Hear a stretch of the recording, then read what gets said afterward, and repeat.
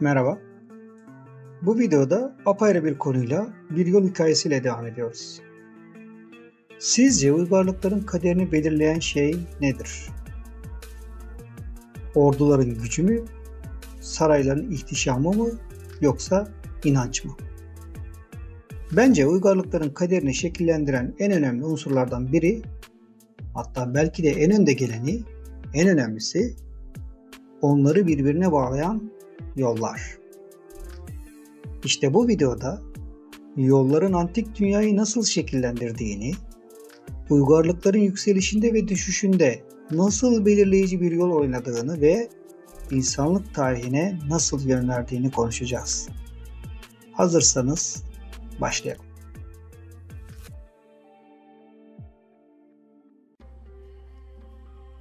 Antik dünyanın uygarlıklarını düşünürken aklımıza çoğu zaman ihtişamlı saraylar, devasa tapınaklar, görkemli heykeller ya da kudretli imparatorlar geliyor. Oysa bu uygarlıkları birbirine bağlayan, onları yaşatan ve güçlendiren daha sade ama bir o kadar da hayati bir unsur var. Yollar. Yollar sadece taş ve topraktan ibaret yollar değil. Adeta antik dünyanın damarları. Ticaretin kan dolaşımını, orduların hareketini, fikirlerin akışını ve kültürlerin kaynaşmasını mümkün kıldılar. Lidyalıların Sardes'ten başlayan ticaret hatlarından, Perslerin ünlü kraliyet yoluna, Romalıların tüm yollar Roma'ya çıkar sözünü doğuran taş döşeli ağlarından, Çin'den Anadolu'ya uzanan İpek yoluna kadar yollar imparatorlukların en büyük silahı ve en kalıcı mirasıydı. Onlar sayesinde bir tüccar yüzlerce kilometre ötede mallarını satabiliyor, bir imparator birkaç günde ordusunu binlerce kilometre öteye ulaştırabiliyor, bir düşünürün ya da bir din adamının fikirleri bambaşka topraklarda yankı bulabiliyordu. Yolların olmadığı bir dünyada şehirler büyüyemez, ticaret gelişemez, dinler ve fikirler yayılamazdı. Antik dünyanın yolları yalnızca taşlardan değil, insanlığın ortak hafızasında inşa edilmişti. İşte bu yüzden antik dünyayı anlamak için önce yolları anlamamız gerekiyor. Çünkü yollar sadece coğrafyaları değil, tarihin akışını da şekillendirdi. Antik dünyanın yollarını yalnızca taş döşeli patikalar ya da toprak şeritler olarak düşünmemeliyiz. Onlar imparatorlukların atar damarlarıydı. Ticaret kervanları bu damarların içinde hareket ediyor. Altın, gümüş, ipek, baharat ve egzotik mallar uzak diyarları birbirine bağlıyordu. Ordular bu yollar üzerinde bir uçtan diğer uca seferler düzenliyor, zaferler kazanıyor, imparatorlukları genişliyor ya da çöküyordu. Yollar sadece askerleri ve tüccarları taşımadı. Aynı zamanda fikirleri, inançları ve kültürleri de taşıdı. Pers Kral Yolu, Roma İmparatorluğu'nun taş döşeli caddeleri, İpek Yolu'nun sonsuz ufukları, hepsi insanlık tarihini şekillendiren büyük bir ağın parçalarıydı. Düşünün, bugün tüm yollar Roma'ya çıkar sözü hala yaşıyorsa bu sadece bir deyim değildir. Gerçekten de Roma'nın kurulduğu yol ağları imparatorluğu birbirine kenetleyen, dünyanın kalbini tek bir merkezde atıran bir sistemdi. Aynı şekilde İpek yolu sayesinde Çin'den çıkan bir ipek parçası Roma'da soyluların omuzlarına kadar ulaşabiliyordu. Yol yapımı antik dünyada da bugün olduğu kadar önemliydi. Ulaşımı ve ticareti kolaylaştırıyor, imparatorlukları birbirine bağlıyordu. Antik dünyada yollar sadece bir noktadan diğerine gitmek için açılan basit geçitler değildi. Onlar insanlık tarihini değiştiren, uygarlıkları birbiriyle kaynaştıran, bazen de savaşların kaderini belirleyen devasa bir ağın parçalarıydı. Antik dünyada insanların gerçekleştirdiği daha sıradan ama önemli ilerlemeler arasında yolların inşası da yer alıyor. Yollar insanların ve askerlerin taşımasına, uzun mesafeli ticaret yapmasına ve fikir alışverişinde bulunmasına olanak sağladı. İlk yolların çoğu önemli kanallar haline gelen iyi işlenmiş patikalardı. Diğerleri ise antik inşaat tekniklerinin bir kanıtı olan yüksek mühendislikli otoyollardı. Ama benim daha çok konuşmak istediğim konu Antik Mısır'ı Roma İmparatorluğu'nu Uzak Doğu'yu birbirine bağlayan İpek yoluna kadar antik dünyanın en önemli yollarından bazılarının gelişimini incelemek.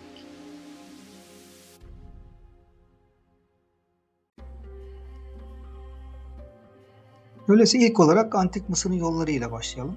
Horus'un yollarıyla. Antik yolları anlamaya çalıştığımız bu videoda Antik Mısır'la başlamak hepinize biraz garip gelebilir.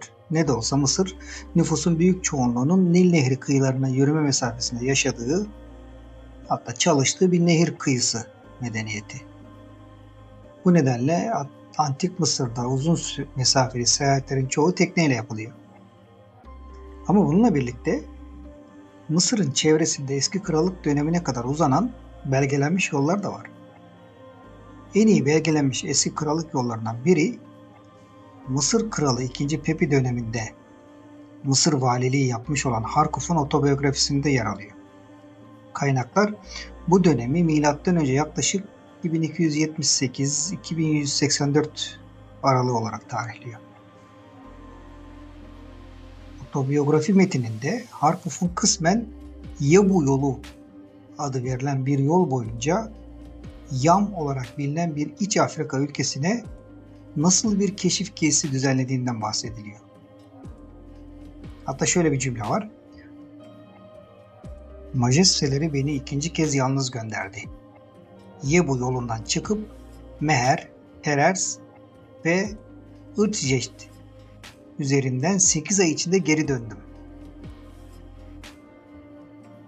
Bu bağlantıya rağmen Mısırlılar yeni krallık dönemine kadar dış dünya ile iletişim kurmak için nehir ve deniz gemilerine güvenmeye devam ettiler. Mısır M.Ö. yaklaşık 1550'de yeni krallık dönemine girmesiyle beraber hemen bir imparatorluk gücü haline geldi. 12. Hanedanlık döneminde Nil deltasını işgal eden Asya kökenli bir kavim var. Bu kavime Hiksoslar deniyor. İşte Mısır bir imparatorluk gücü haline gelince Hurri kökenli bu Hiksosları deltadan kovduktan sonra Mısırlılar kuzeye Levant'a doğru ilerlediler ve bölgenin güney kesiminde hegemonya kurdular. Tabi bu durum Mısırlıların Levant'taki olası Kenan isyanlarını ve olası Hitit saldırılarını bastırmaya hazır olmaları gerektiği anlamına geliyordu. Dolayısıyla imparatorluk statüsüne geçen Mısır, Babil, Haddi, Mitanni dahil olmak üzere Yakın Doğu'nun diğer büyük krallıklarıyla da aynı seviyeye gelmiş oldu. Bu büyük güçler zaman zaman düşmanca davransalar da daha çok birbirleriyle barışçıl ticaret ve diplomasi yürütüyorlardı. Bu nedenle birlikleri tüccarları ve diplomatları taşımak için karayollarına ihtiyaç duydular. Mısırlılar her ne kadar gemileriyle kıyı şeridi boyunca hareket edebiliyorlarsaydı da delta bölgesini Levant'a bağlamak için bir yol sistemine ihtiyaçları vardı. Mısırlılar bu sorunu Horu dedikleri vahut Horu dedikleri Horus yolları olarak da bilinen bir yol sistemi geliştirerek çözdüler. Horus yolları esasen Nil Nehri'nin Pelisias kolu yakınlarındaki Şile Kalesi'nden Gazze'ye uzanan tek bir yol. Güzergah Güney Levant'ta da son bulunmadan önce yaklaşık 100 mil boyunca Akdeniz kıyı şeridini takip ediyor. Mısır'ın 19. Hanedanlığı dönemine gelindiğinde bu bahsettiğimiz güzergah boyunda çok sayıda garnizon ve hatta en az bir düzine kadar da ara istasyon olduğu ifade ediliyor. Şimdi Antik Mısır'da yol kavramını Nil Nehri'nin doğal rotasından ve kutsal inançlardan ayrı düşünemiyoruz. Firavunlar ülkeyi Nil boyunca birleştirirken Doğu Çölü'nde Horus'un yolları adı verilen bu güzergahlar uygarlığın askeri ve ekonomik güvenliği için hayati bir rol üstlenmiş. Horus'un yolları Mısır'ın doğusunda Nil Vadisi ile Kızıldeniz arasındaki sert çöl arazisinde uzanan askeri yollar ağı. Bu yollar adını Firavunların koruyucu tanrısı Horus'tan alıyor. Antik Mısırlılar bu güzergahların yalnızca stratejik bir askeri hat değil, aynı zamanda ilahi bir koruma altında olduğuna inanırlardı. Horus'un yolları Antik Mısır'ın çölün ortasında açtığı birer yaşam ve güç hattıydı. Hem ekonomiyi besleyen, hem güvenliği sağlayan, hem de dini meşruiyeti güçlendiren bir sistem olarak Mısır uygarlığının sürekliliğinde büyük rol oynadı.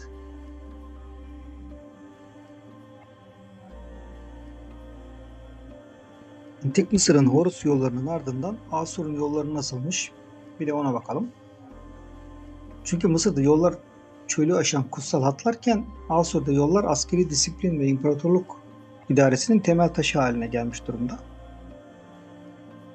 Asurlular geç Tunç çağı ve erken Demir çağında en güçlü Yakın Doğu halklar arasında.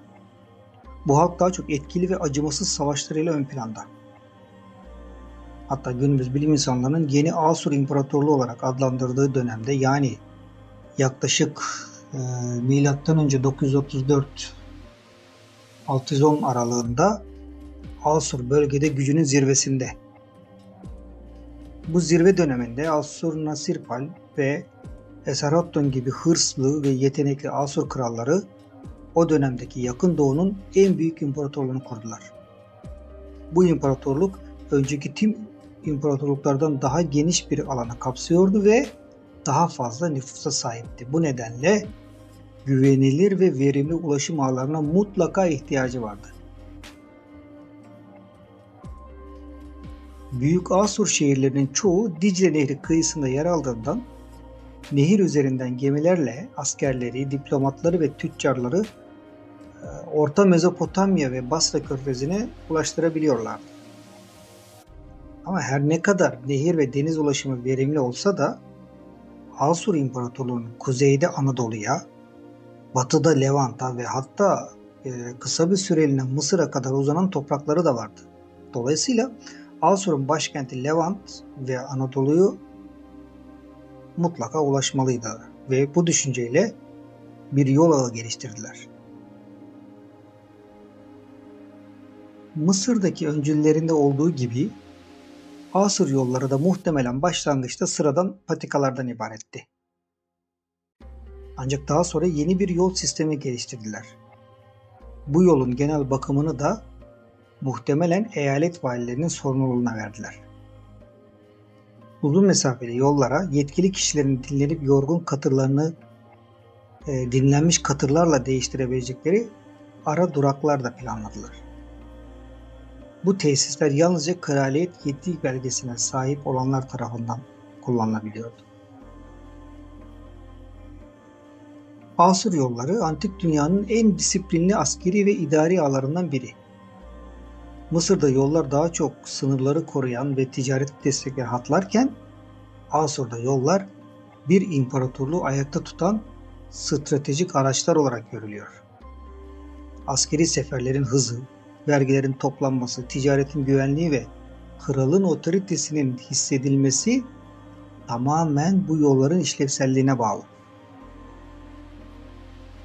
Asurlar fetihçi bir imparatorluktu.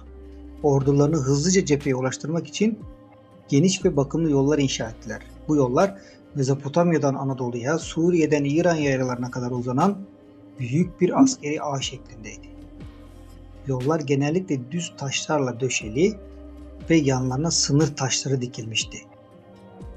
Bu sınır taşları sayesinde hem yön belirlemek kolaylaşıyor hem de imparatorluk otoritesi hatırlatılıyordu. Yolda ilerleyen birlikler için konaklama istasyonları, karumlar, garnizonlar kuruldu. Asurların yolları yalnızca askeri taşımak için değil, haberleşme için de kritik bir öneme sahipti. Tıpkı Perslerin daha sonra geliştireceği kraliyet yolu sistemi gibi Asurlular da yol üzerinde haberci istasyonları kurmuşlardı.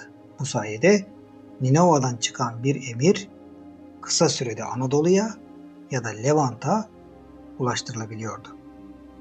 Asur yönetimi hızla gelen raporlar sayesinde imparatorluğunu sıkı bir denetim altında tutabiliyordu. Asur yolları ticari açıdan da çok önemli.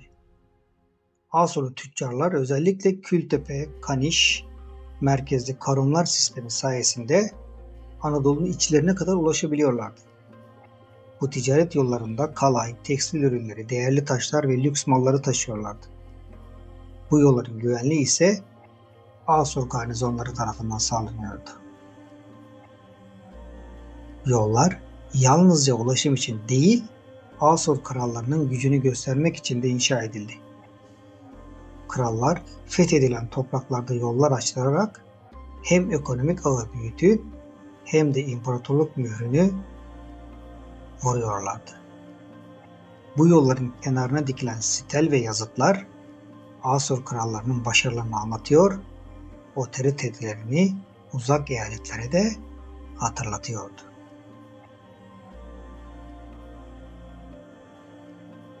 Mısır ve Asur yollarından sonra peki Akamenit Pers İmparatorluğu'nun yolları nasıldı?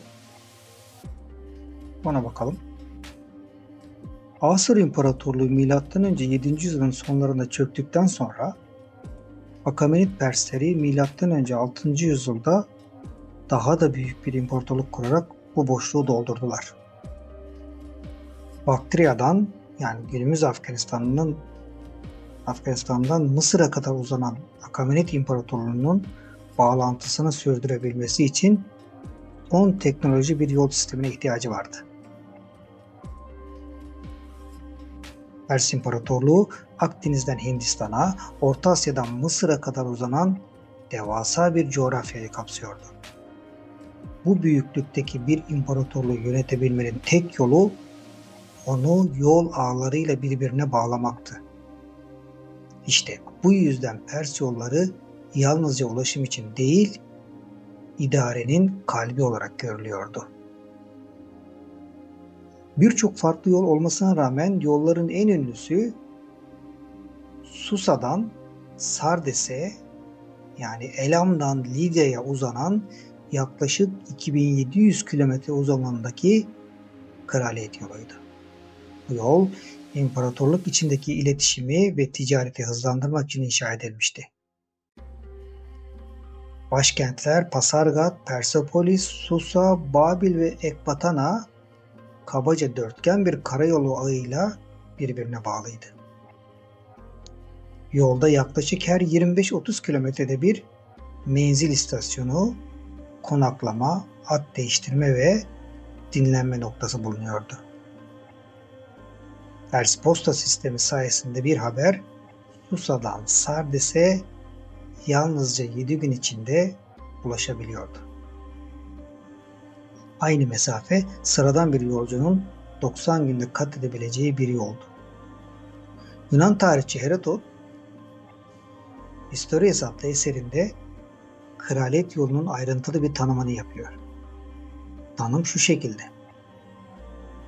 Yol boyunca aralıklarla mükemmel hanların bulunduğu tanınmış istasyonlar bulunur ve yol yerleşim bölgesinden asla ayrılmadığı için güvenli bir şekilde seyahat edilebilir. Lidya'dan Frigya'da 94 fersah yaklaşık 330 mil boyunca 20 istasyon bulunur. Dolayısıyla Sardes'ten Susa'ya giden yoldaki toplam istasyon ve postane sayısı 111'dir. Der Herodot. Persepolis ve Susa gibi iki önemli Akamenit şehri arasında 20 adet tam donanımlı istasyon bulunduğuna inanılıyor. Daha önceki Asur yollarında olduğu gibi erişim kontrollü ve Pers yollarına seyahat edenlerin izin alması gerekiyor. Sardis ve Susa'yı birbirine bağlayan ana kraliyet yoluna ek olarak başka yollarda bir gezginin Hindistan'dan Mısır'a gitmesine olanak sağlayabiliyor. Ancak kraliyet yolu sadece tek başına bir hat değil. İmparatorluğun dört bir yanına uzanan yolların ana omurgası şeklinde. Anadolu, Mezopotamya, Mısır, Orta Asya ve Hindistan yönlerine dallanarak imparatorluğun farklı bölgelerini birbirine bağlıyor. Bu yollar sayesinde vergiler merkeze toplanabiliyor, ordular hızlıca sevk edilebiliyor, tüccarlar güvenle mallarını taşıyabiliyordu. Pers yolları antik dünyanın ilk küresel ticaret ağının kurulmasına imkan verdi. Çin'den gelen ipek, Hindistan'dan gelen baharat, Arabistan'dan gelen tütsü, Anadolu'nun değerli metalleri bu yollarla taşınıyordu. Yolların güvenliği Pers askerleri ve sınır garnizonları tarafından sağlanıyordu. Pers İmparatorluğu çok farklı halklardan oluşuyor. Mısırlılar, Lidyalılar, Medler, Babiller, Yahudiler, Hintliler, bu halkların birbirine bağlanmasını sağlayan şey Perslerin yol sistemi ve bu sistemle entegre bir şekilde kurdukları posta ağı. Kültürel etkileşim, fikir alışverişi, dinin yayılması hep bu yol sayesinde hızlanıyor. Yunanların gözünden Pers yolları Herodot tarafından anlatılıyor daha çok. Herodot Pers yollarını hayranlıkla anlatıyor. Onun ünlü sözleri Perslerin ulaştırma sistemini tanımlıyor. Şöyle: ne kar, ne yağmur, ne sıcak, ne de gece karanlığı onların görevlerini yapmasına engel olabilir. Bu ifade Pers posta sisteminin disiplinini ve yolların işlevselliğini özetliyor.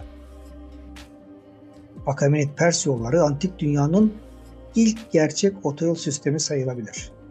Hem Asurların askeri disiplinini hem de Mısır'ın kutsal yol anlayışını miras almış ama bunları çok daha ileriye taşımış. Bu sayede devasa imparatorluk yalnızca fethiyle değil, yol ağlarıyla da bir arada tutulmuş oldu.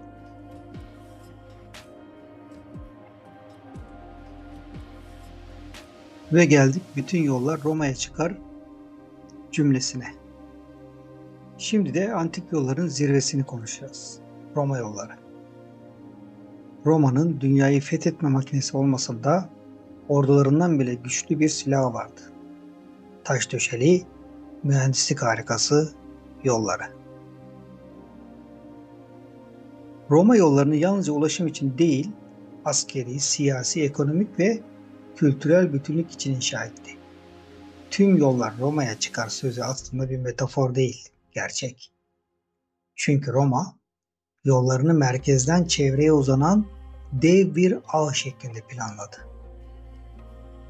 İlk Roma yolları tamamen askeri amaçla yapıldı. Roma lejyonları bu yollar sayesinde hızla bir bölgeden diğerine kaydırılabiliyordu. Yollar düz bir çizgi üzerinde olabildiğince kestirme şekilde inşa edilmişti. Dağlar delinmiş, bataklıklar kurutulmuş, vadi doldurulmuş ama yol asla kıvrılmamıştı. Bu mühendislik anlayışı Roma'nın disiplinini yansıtıyordu. Roma yolları birkaç katmandan oluşuyor. Bu çok katmanlı sistem sayesinde Roma yolları 2000 yıldan uzun süre dayanabildi. Hatta bugün hala kullanılan Roma yolları bile var.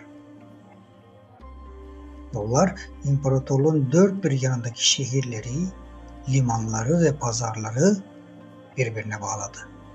Tahıl, şarap, zeytinyağı, baharat, tekstil gibi ürünler hızla taşınabildi. Ticaretin güvenliği Roma garnizonları sayesinde sağlandı. Roma yolları sayesinde haberler, emirler, yasalar çok kısa sürede merkezden eyaletlere ulaştırılıyordu. Kültür, sanat ve fikirler de aynı ağ üzerinden yayıldı. Bu sayede Roma yalnızca bir imparatorluk değil, ortak bir kimlik yarattı. Romanitas.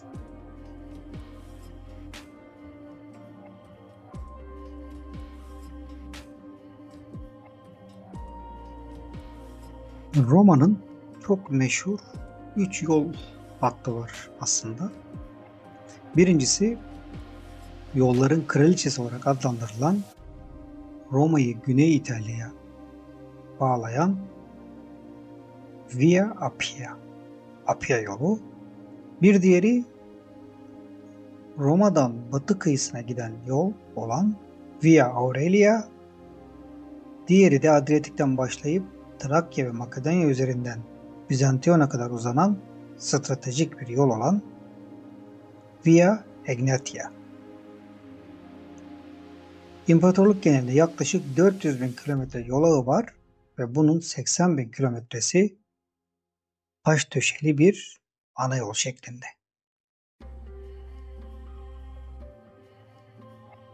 Bahsetmeye değer son bir antik yol sistemi de 1. İpek yolu. İpek yolu genellikle bir ortaçağ sistemi olarak kabul edilse de ilk versiyonu M.Ö. 2. yüzyılın sonlarından M.Ö. 3. yüzyılın ortalarına kadar uzanıyor. 1. İpek yolu aslında Han Hanedanlığı, Part İmparatorluğu, Kuşan İmparatorluğu ve Roma'yı birbirine bağlayan bir güzergah. Tarih sahnesine İpek yolu olarak geçen ticaret ağı aslında tek bir yol değil. Asya'nın doğusundan batısına uzanan karmaşık bir güzergahlar sistemi. Bu yolların çekirdeği Çin'de M.Ö. 2. yüzyılda Han Hanedanı döneminde şekillenmeye başlamış. Çin'in ipek üretimi o dönemin dünyasında son derece değerli. Hem hafif hem dayanıklı hem de estetik olan bu malzeme adeta lüksün simgesi haline gelmiş. Batıda Roma aristokratları, doğuda Hint krallıkları ve Orta Doğu şehir devletleri bu değerli kumaşa büyük ilgi gösteriyordu. İşte bu talep Doğu ile Batı arasında yeni bir ticaretin damarının açılmasına sebep oldu. İpek yolunun ilk çekirdeği Çin'in başkenti Chang'an'dan başlar, Gobi Çölü'nün kuzeyinden Taklamaka'nın kenarından geçerek Orta Asya'ya ulaşırdı. Buradan yollar ikiye ayrılır. Biri kuzeyden Hazar Denizi'nin üstünden, diğeri güneyden İran platosuna inerek Mezopotamya'ya, oradan da Anadolu üzerinden Akdeniz limanlarına ulaşırdı. Böylece Çin ipeği, Roma şarapları, Hindistan'ın baharatları, Orta Asya'nın atları ve Mezopotamya'nın değerli taşları aynı ağ üzerinde el değiştiriyordu. İpek yolu sadece ticari bir güzergah değildi. Fikirlerin, dinlerin ve kültürlerin de taşıyıcısıydı. Budizmin Hindistan'dan Orta Asya ve Çin'e yayılması, Zerdüştlük ve Maniheizm gibi inançların farklı coğrafyalarda tanınması bu yollar sayesinde gerçekleşti. Aynı şekilde Çin'in kağıt yapım tekniği ve barut bilgisi de yüzyıllar içinde batıya bu yolla ulaştı. Kısacası İpek yolu antik dünyada yalnızca malların değil, kültürlerin, inançların ve teknolojilerin de değiş tokuş edildiği bir köprü işlevi gördü. Bu nedenle tarihçiler onu insanlık tarihindeki en önemli medeniyet damarlarından biri olarak kabul ediyor. Bazı güzergahlar kısmen deniz yoluyla olsa da karayollarıyla bağlantılıydı. Yakın doğudaki karayollarının çoğu Akamenit ve Asur yollarıyla aynı güzergahlar üzerindeydi. İpek yolu güzergahları Roma yollarıyla karşılaştırıldığında ilkel olsa da ticaret ve fikirler için etkili kanallar olduklarını kanıtladılar. Özellikle Budizm, Hristiyanlık ve İslamiyet yeni topraklarda dinlerini yaymak için yola çıkan keşişler ve hacılar aracılığıyla İpek yolu boyunca ilerledi. Eski insanlar asker ve ticaretin hareketini kolaylaştırmak için ihtiyaçtan dolayı yolları inşa ettiler. Ancak zamanla hükümetler büyüdükçe ve teknoloji geliştikçe yollar da gelişti. Yol ağları daha da genişledi ve yolların kendisi daha sağlam ve dayanıklı hale geldi.